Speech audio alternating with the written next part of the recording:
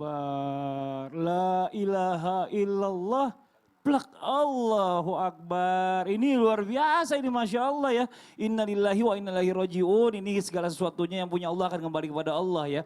Tapi kita nggak pernah tahu gimana kondisi kita pada saat kita meninggal. Tapi ada yang bilang kita itu meninggal itu disesuaikan dengan kebiasaannya. Jadi kalau misalnya kebiasaannya baik, meninggalnya juga baik kan begitu.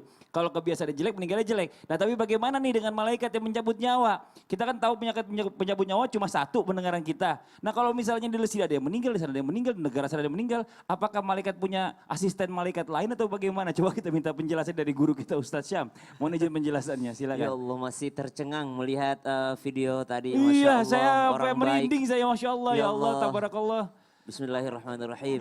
Itu.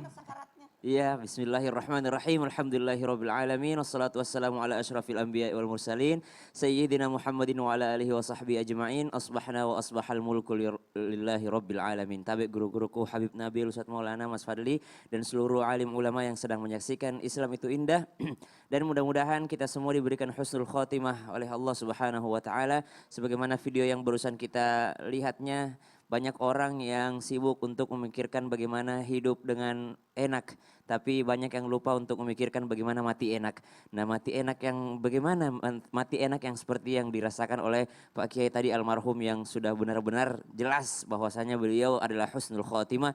Di akhir hidupnya beliau mengucapkan la ilaha illallah sambil ngajarin orang sholat lagi. Masya Allah tabarakallah. Nah pertanyaannya adalah kalau ada yang meninggal di Kalimantan. Ada juga meninggal di Jakarta, ada juga meninggal di Sulawesi, ada juga meninggal di negara lain, ada juga yang meninggal di sini. Bagaimana sih malakul maut itu? Malakul maut itu apakah satu atau malakul maut itu adalah banyak?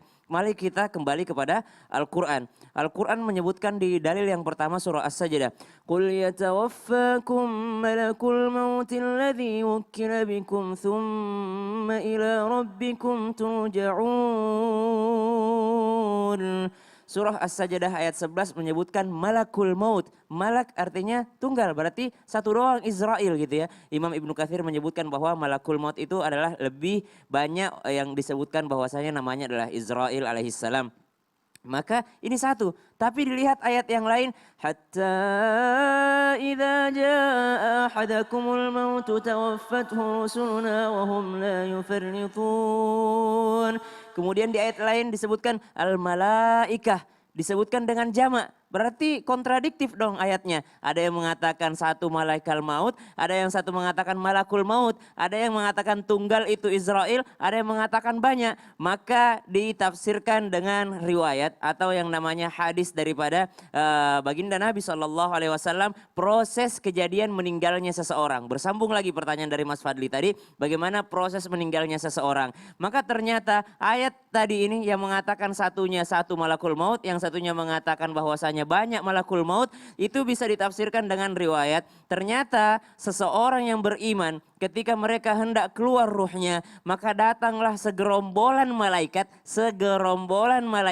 membawa kain kafan yang sangat wangi dari surga. Lalu mereka ditanya, wahai engkau jiwa yang tenang, wahai engkau jiwa yang beriman, wahai engkau yang bertakwa. Berarti kalau disebutkan segerombolan malaikat, maka banyak yang datang untuk menyambut ruhnya keluar. Adapun malakul maut tadi sama aja seperti ini. Ceramah di mana sih? Islam itu indah. Padahal yang memberikan ceramah banyak di dalamnya gitu. Banyak dalamnya. Jadi kalau kata Mas Fadli, apakah malakul maut itu ada asistennya? Betul sekali. Karena di dalam An-Nazi'at juga disebutkan wan-nazi'ati gharqa wan-nasyitati nashta. Demi malaikat-malaikat yang mencabut nyawa dengan keras atau malaikat-malaikat yang mencabut nyawa dengan lembutnya. Jadi banyak malakul maut, satu malakul maut yang ditugasi tapi banyak asistennya gitu. Iya, jadi bukan cuma satu aja. Jadi kenapa memang kematian itu bisa berlaku bersamaan di tempat-tempat yang berbeda. Betul. Nah ini Masya Allah nih ilmu lagi buat kita semua nih ya. Jangan sampai tersesat nih kalau kita belajar agama ini harus ada gurunya. Ini kalau ini pertanyaan anak muda banget tadi soalnya. Iya anak muda banget. Sekarang kita lanjutin lagi nih ya Ustadz Maulana mohon izin sebelumnya nih.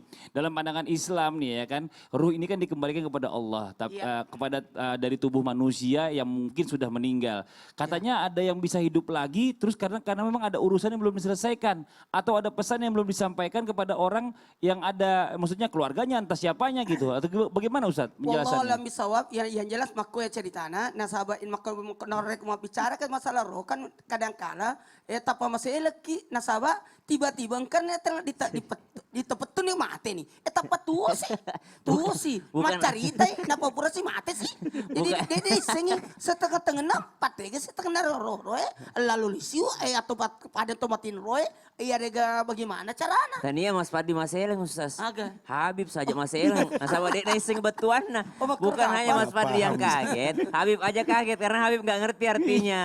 Ustaz, Habib mau amin-amin aja Bib. Habib baru balik dari Ambon Bib kemarin Bib. Nggak Ini sekarang paham, ada di saya. Makassar Bib, belum pulang ke Jakarta Bib. Ya udah. Terima kasih banyak Bib sudah Iya. dikasih tadi minyak kayu putih. Iya, nanti kita lanjutin lagi deh pembahasannya ya. Buat jamaah yang ada di rumah jangan kemana-mana, kita segera kembali lagi tetap di Islam itu Indah. Jamaah, oh jamaah, Biar alhamdulillah. biar kamu dia telah